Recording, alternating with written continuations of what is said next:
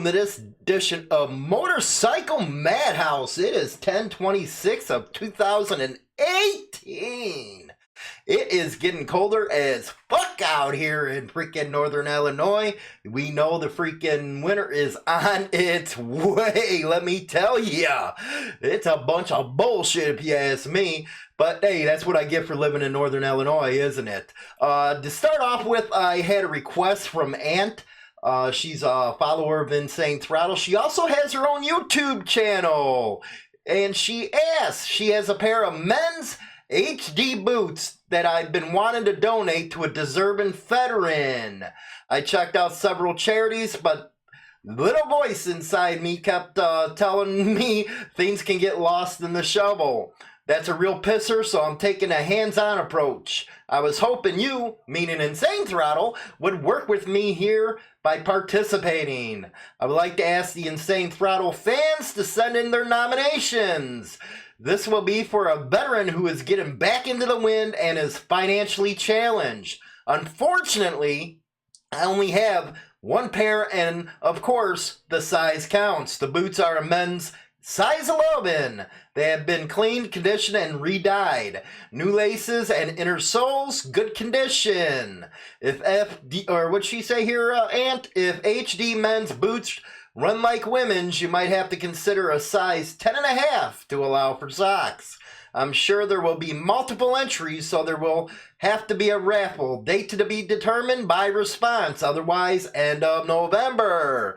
I want to thank you, Ann, for putting that out there. So if you want to get into a little raffle online, you can visit Ant's YouTube channel. Hit her up over there. Or you can send in them nominations over by me, and I'll get them over to her. I really appreciate your participation. That's a good thing you're doing, Ant.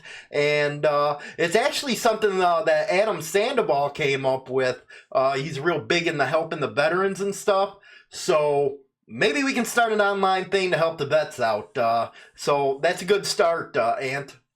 Anyway, I got a whole packed full of show today. We got the news of the day coming up. We got the legends of the motorcycle scene, as well as you know what? There's this freaking cute little woman out there on the internet, on Facebook actually, and her video's going all over the place. I'm actually going to show it here, where she talks about what's going on with the possible motive behind these fake bombs going around the country. So we got that news. Also, we got Hollywood Ask Me Some Questions. And then, of course, our haters segment. So let's get going, because it is a big day today. And guess what? The bar owner from Kopys spoke out on the media, gave an interview, and boy, it's not looking good for them prick cops, is it? So let's go into the article. A statement from Kopys bar owner who tended bar the night for Pagan Motorcycle Club members brawled with undercover officers appears to challenge how Pittsburgh police have described the fight. Well, you know, in the video you're going to see, it don't look like the Pagans were challenging anybody. They were complying. The attorney for one of the bikers charged in the brawl contends the police officers were drunk and started the fight because the cops didn't like how the motorcycle club members were dressed. Quote, "Our position is that my client was not engaged in any criminal activity, was not the subject of an investigation, but rather was the subject of drunk police officers who didn't like the way they were dressed," end quote, said Lee Rothman, the attorney for Frank DeLuca, who faces charges of aggravated assault, conspiracy, and riot with 3 other Pagans. You'll see the security footage. It don't look too much like a riot to me. Security footage from inside the bar also shows one undercover officer punching DeLuca in the head at least a dozen times. That's the tape you'll see, just released. The fight occurred about 12:30 a.m. on October 12th at the Southside Bar. 4 Pagans fought with several undercover police officers who were at the bar investigating the drug complaint. Authorities have said they weren't fighting. You'll see it. Public safety spokesman Chris Totten, whatever, said the department cannot comment on an ongoing investigation. That's because you got your asses busted. Though investigators are reviewing all video footage, the incident is being reviewed by the Office of Municipal Investigations and the Citizens Police Review Board. A court affidavit from Stephen Kopys indicates that the undercover officers came in about 7:30 p.m. October 11th and identified themselves as construction workers. They ordered alcoholic drinks, Kopys wrote. The Pagans came in about 11:30 p.m. and sat at the opposite end of the bar. On several occasions, the undercover officers called me over and made statements indicating that they had an issue with the bikers at the other side of the bar, Kopys wrote. Each time I discouraged them from taking action. Twice before the fight, one of the officers spoke to the Pagans, but Kopys was not certain what was said. He wrote in the affidavit, shortly before 12:30 a.m., October 12th, one officer identified himself as an undercover officer and told Kopys, quote, he liked me and did not want to see anything happen to my bar, end quote, according to the affidavit. Kopys wrote that officer said the bikers were dangerous. When he asked for clarification, the officer said the bikers were staring and pointing at them. According to the affidavit, he wrote that he did not see the bikers staring or pointing. One officer asked Kopys what he and the bikers had spoken about, Kopys wrote, and wanted to know if he was associated with the Pagans. I was then asked by one of the undercover officers whether I was siding with the bikers. Kopys wrote in the affidavit, I told them that I was not siding with the bikers. I just did not agree with the undercover officers that the bikers were trying to cause trouble. Kopys wrote that as the bikers got up to leave, the officers stopped them and began talking to them. He said he called 911 when one of the officers and one of the Pagans began arguing.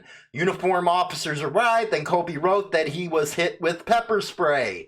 Video from the bar shows a conversation between the undercover police and Pagans beginning cordially. It shows the lucha shaking hands of the two officers. Rothman said the incident escalated with officers who were highly intoxicated and agitated because members of the motorcycle club came in dressed a certain way. Rothman contends that the video shows the officers drinking for hours beforehand. He said he counted one who had 4 Jack Daniels on the rocks, full glasses, within 1 hour and never stopped drinking. The lucha pushed one of the undercover officers, sparking an all-out brawl. Uniform officers arrive on the scene, called by the undercover officers because they've been outed as cops, according to the criminal complaint filed against the Pagans. And it goes on and on and on. But let's take a look at that freaking video, shall we?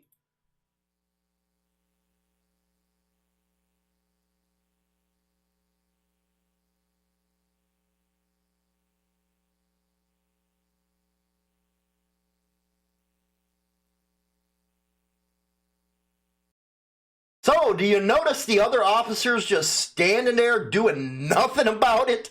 Are you kidding me? You know what? They're fucked. Let's just admit it. They're fucked.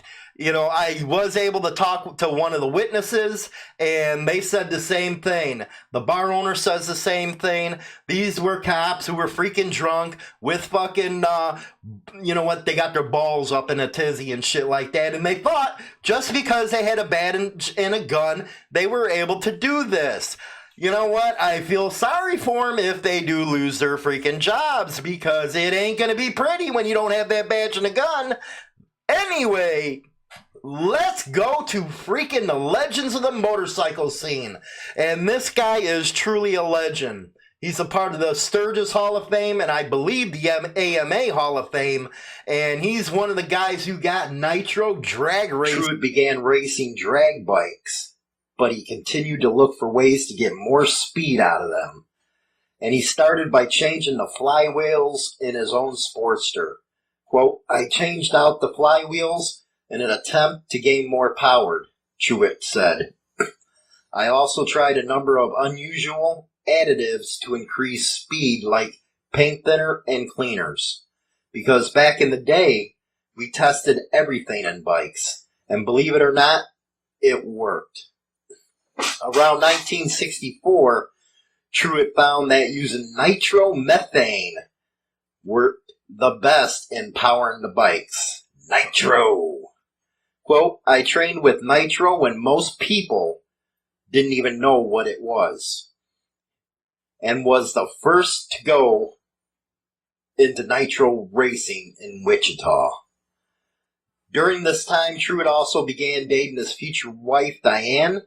Diane worked as a licensed beautician, but it didn't stop her from getting involved in the oil and grease to keep up with Bonnie. Quote, I mixed chemicals for the beauty shop to do hair, and it wasn't long before Bonnie had me mixing the fuel for the drag bike. Rock and roll, that's an old lady right there. It was the same as work, except I was using different additives, Diane said. Truitt said some of the chemicals mixed were literally liquid dynamite. It took 4 people to stage and start the bike, he said. But it was just me and Diane. She was my pit crew.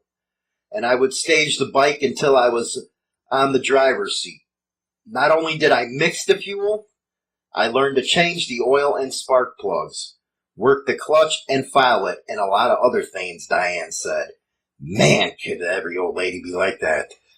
But Truitt's racing career did not come without sacrifices. The two said they traveled short distances quickly and on a budget so Bonnie could race. Quote, we'd pack a bag and be ready to go in at a moment's notice, Diane said.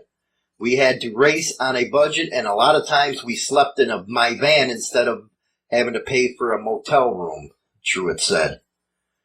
Truitt was working for the railroad in Kansas when he and a racing buddy, Paul Osborne, decided to open their own Harley shop, Truitt and Osborne, in 1971. Eventually, they started to create and manufacture their own flywheels, cams, cylinders, and rods. It was also in 71 when Truitt founded the Truitt Osborne Bike Drags, which will commemorate its 43rd year. And this article is in 2005, so, we're looking at adding 3 years, 46 years ago, when he married in 1973. I gave Bonnie the okay to get back into racing, Diane laughs. After a race, we would drive nonstop to get home in time for me to go to work at the shop, Truitt said. He and Osborne continued to run the shop together while Truitt raced alongside legends like Pete Hill, Jim the Jungle McClure, Dave Campos, T.C. Christensen, and Marion Owens. Even daredevil motorcyclist Evel Knievel, who is also a fellow Sturgis Hall of Famer, knows who Truitt is. Me and Diane used to go to his shows, and eventually we got to meet him in person, Truitt said. About 8 years ago in Vegas, we ran into him at a Harley shop there where he was making an appearance, and when he saw me, he remembered me. We had a good visit. Around 79, Truitt started building his own drag bike frames. He, quote, I built my first frame in my home's garage, he said. They would cost me anywhere between $800 and $2,200 to build them. His hobby soon turned into a side business, Truitt Frameworks, and it wasn't long before others began wanting the frames too. Back in the day, we didn't keep records of how many we built, he said. It wasn't until I got to frame 403 that I started keeping records. Truitt's frames had been sold all over the country, including London, Denmark, Netherlands, Germany, Sweden, and New Zealand. But Truitt's frames are now like rare rubies. They're hard to come by. Quote, today my frames are worth between $4,000 and $5,000 each, and some are even going for higher than that, he said. Truitt retired from racing in 1984, but continued to build drag racing frames. He and Paul also continued to run Truitt and Osborne together until his retirement from the shop in 97. The business is still in operation in Wichita, Kansas. Following his retirement from racing, Bonnie began helping his son Scott race full time. Quote, I had been helping Scott race since '85, and I always knew he would end up following in my footsteps. Growing up, he was around me and the bikes all the time. Man, that's something every father wishes for, is their son to get into this lifestyle with them. Truitt said, he's a natural-born racer. Diane also helped Scott with his racing, just like she had done with his father years ago. Scott is now a 4-time champion in Pro Drag Class 8HDRA and retired from racing just this year. Holloway makes the nomination for Bonnie. Bonnie is my mentor and best friend. He is very deserving of this great honor, said Ken Holloway, former Truitt Racing pit crew member who also nominated Truitt for the honor. Quote, his frames dominated the track, and still today you see bikes running his frame. Holloway said, and I find them all the time on the computer. Truitt and his legacy has been featured in numerous racing and motorcycle magazines, and he has also been inducted into the Oklahoma Motorcycle Hall of Fame and Rocky Mountain Motorcycle Hall of Fame as well. Bonnie shares this honor with other inductees like the Ironman Kretz, Jay Leno, and others, who like him helped pave the way in the motorcycle community. Holloway said, quote, in a book put out around 2003 called The History of Harley-Davidson, they say motorcycle racing started in the early 1900s when motorcycles were a main mode of transportation. They go on to talk about drag racing and mention Bonnie Truitt as one of the legends, while others and articles mention him as the nicest man in racing and the person who would help any person who asked. So, and here is the inductee segment. Hall of Fame inductee, Bonnie Truitt, 2014. Born in the hills of Havana, Arkansas, and raised in a small cabin in Vian, Oklahoma.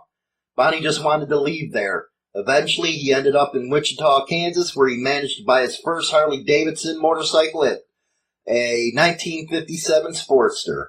Not satisfied with the power, he experimented by changing out the flywheels with an old set of K-mount flywheels. Word of the power boost eventually got out, and others started asking him to do the same for their bikes. When racing around town earned too many tickets, Bonnie and his friend Paul Osborne took their bikes to the drag strip where they could open the throttle and unleash the power of these one-of-the-kind Sportsters. Wanting still more speed, Bonnie became one of the very earliest racers to use nitro. In 1968, Bonnie and Paul started the Truitt and Osborne Cycles. As business owners and racers, Bonnie and Paul were innovators, making flywheels out of a special cast iron that would be more stable for both racing and street riding. They also made cans, cylinders, and rods. He also built this frame, that from the Hall of Fame inductee ceremony. The celebration of Bonnie Truitt's life will be Monday, August 20th, 2008 at 2 p.m. Viewing will be Sunday, August 19th from 4 to 7 at the Forever Memories Funeral Home in Oklahoma, in Sallisaw. It's very hard to watch your good friends go, especially that good friend was your mentor and family. Oklahoma's own Motorcycle Hall of Fame inductee and pioneer of Harley-Davidson drag racing, Bonnie Truitt has taken his final ride home to be with the Lord. As tough as it is to see, I know he's no longer in pain. That's why it's important to know your motorcycle history, because guys like this paved the way for all of us. Freaking man, let me tell you, he was a man indeed. But now everybody understands what's going around in this country right now. We're right before the freaking midterms, all that bullshit. And Yeah, it's funny because what's going on with these bombings? You see all these Democrats coming out and shit like that, crying and whining. But wasn't it just a week before where Pelosi said, well, there has to be casualties or whatever the hell it is? But listen what this old girl has to say here. She's pretty damn smart.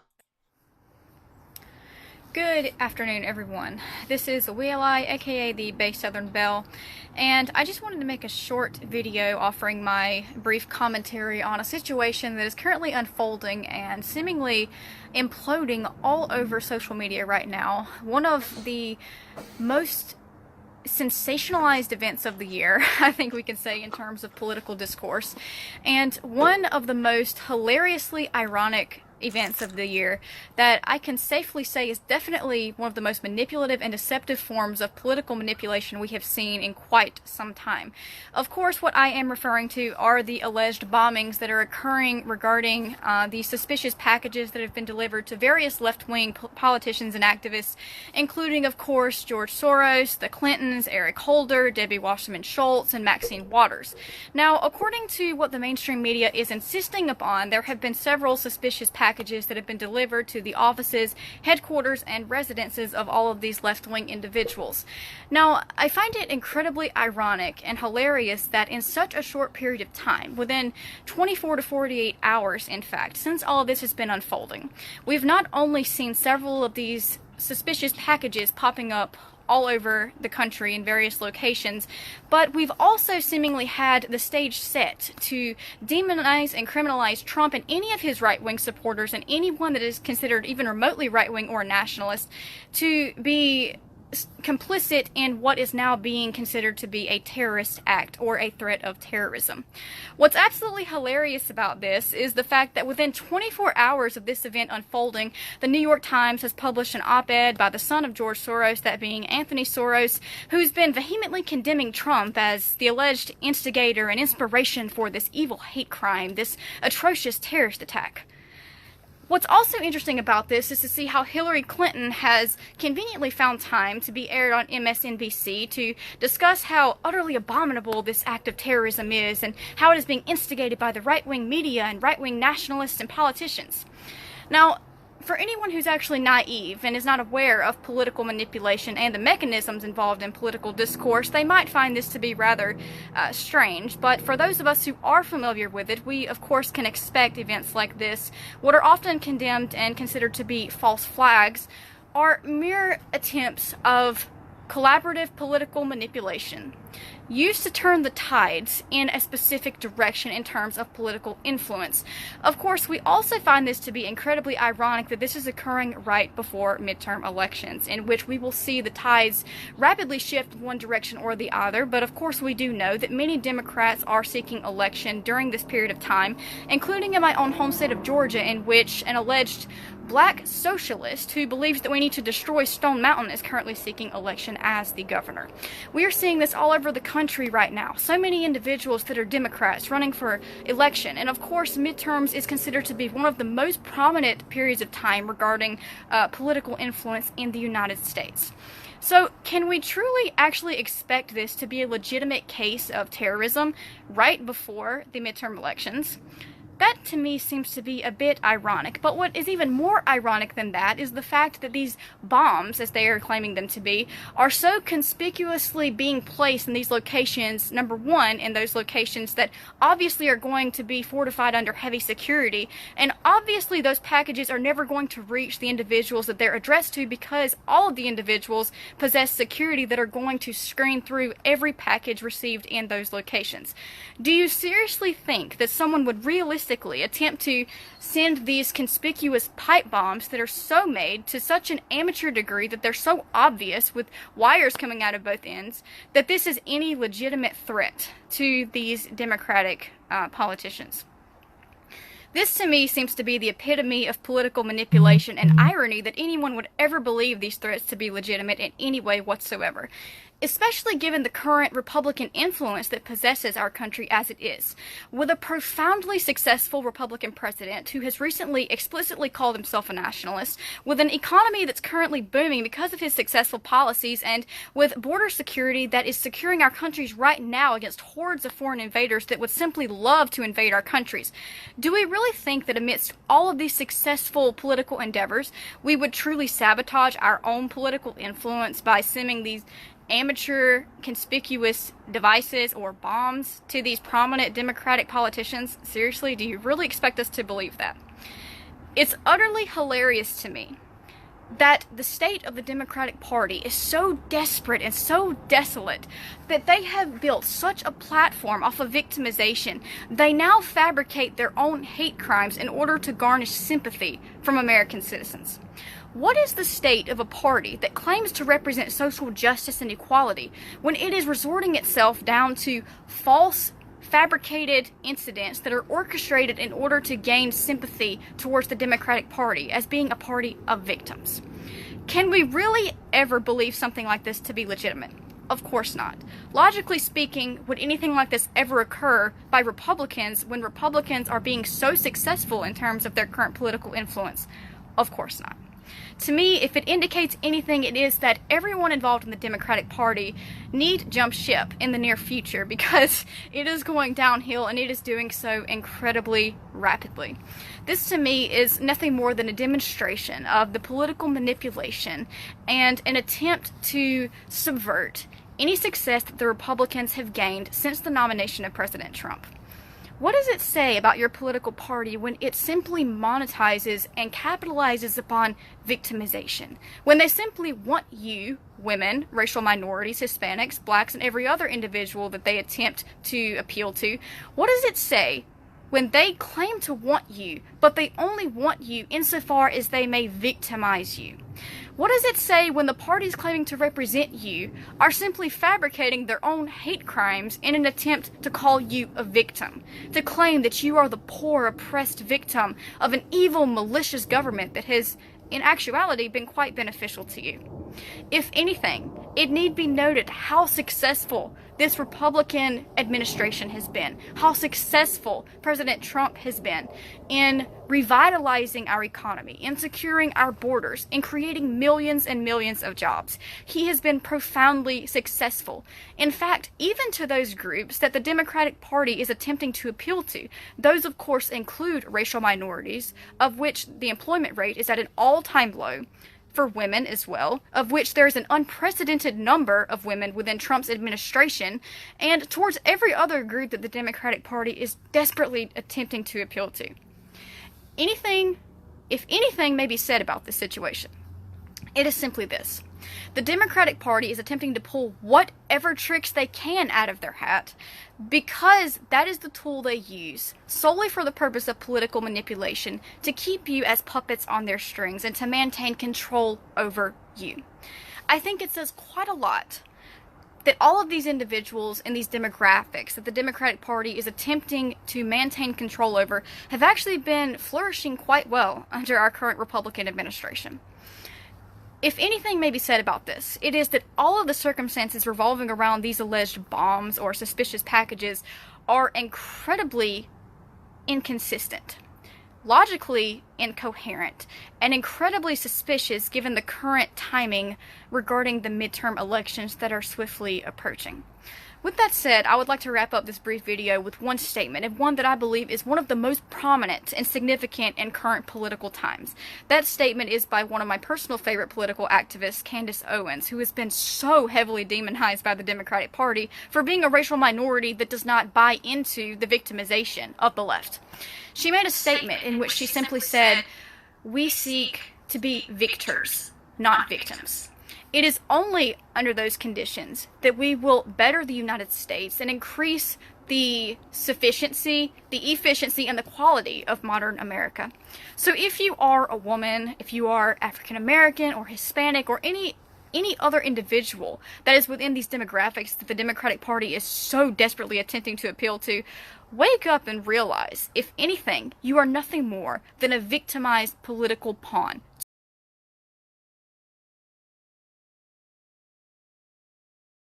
Yeah, she said it right there. Holy shit.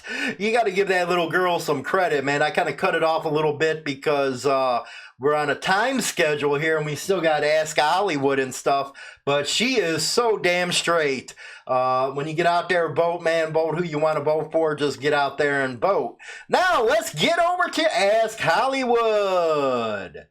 Here we go. What do we got here? Let's start left to right here. Hey, Hollywood, I'm an armored truck driver. Would a 1%er club treat me like a cop? Well, Steve, you got to go up there and ask them, man. That's the best advice I can tell you.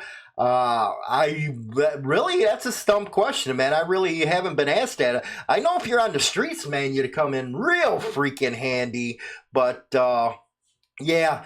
Something like that, you're going to actually have to go up to one of the clubs, ask them what their policies are and stuff. I don't know if they'll consider you a cop or not, but usually it's arresting authority and shit like that, but who knows, man, the way shit is nowadays. So, sorry, Steve, I couldn't be more particular, but yeah, ask a 1%er club that question. Let's see here. Hey, love the video and subscribe in the early stages going to motorcycle mechanic school and saving up for my bike, but I want to look into clubs, mainly Black Pistons or Outlaws. Can you tell me what today's day is like? I know you can't say much, but love to hear as much as you can tell me. I can only speak on Pistons, and it was great, man. We were hanging around every day with the guys at one of the guys' house. We used to have breakfast over there, go ride the bikes and shit like that, and party on the weekends, and it was a good time, man. It really is.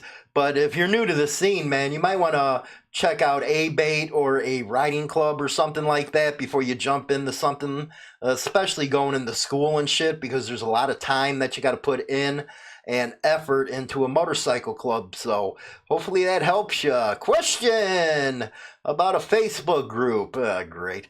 What are your thoughts on a guy that is running a Facebook group who is out bad from a club and has an ex-member of the Iron Order as a moderator talking about protocol?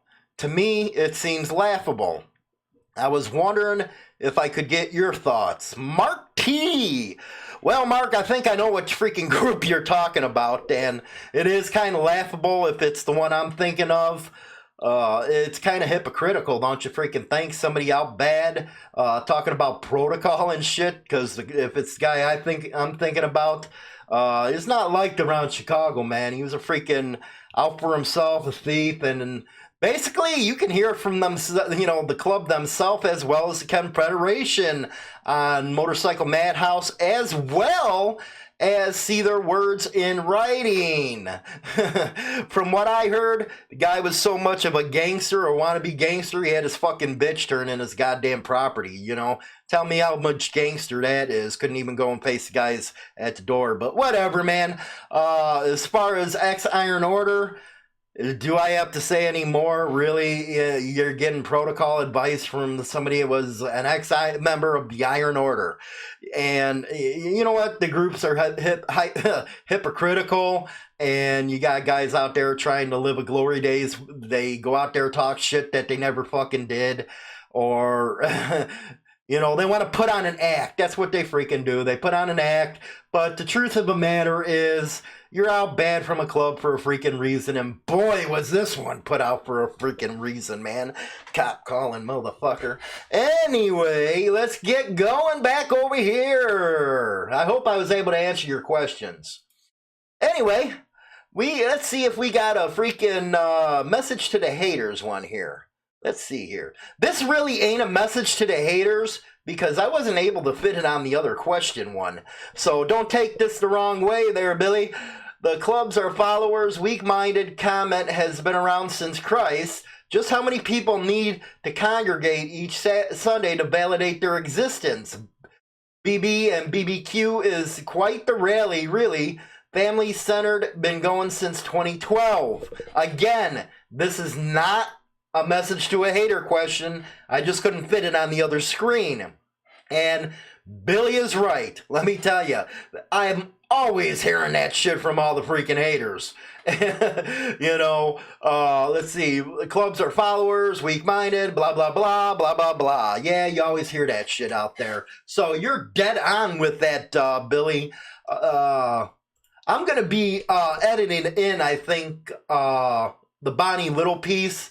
So I'm going to cut it off here for now. It's 26 minutes in. Again, I'm still getting used to the system. We got new freaking mixers over here. We got all kinds of goodies and shit I'm still learning and crap. So with that, I really appreciate you buying the book. It's up there kicking the shit out of everybody else. I look at the numbers all the time. I laugh my ass off. But hey, at least I wrote the book. You know, I didn't have to have anybody else write it for me. So anyway, but hope you guys have a good day and all that good jive. And check us out over at Facebook. If you haven't checked us out at HarleyLiberty.com, go over there and check us out. Get your news in writing and see what's going on out there in the biker style lifestyle that wasn't covered here.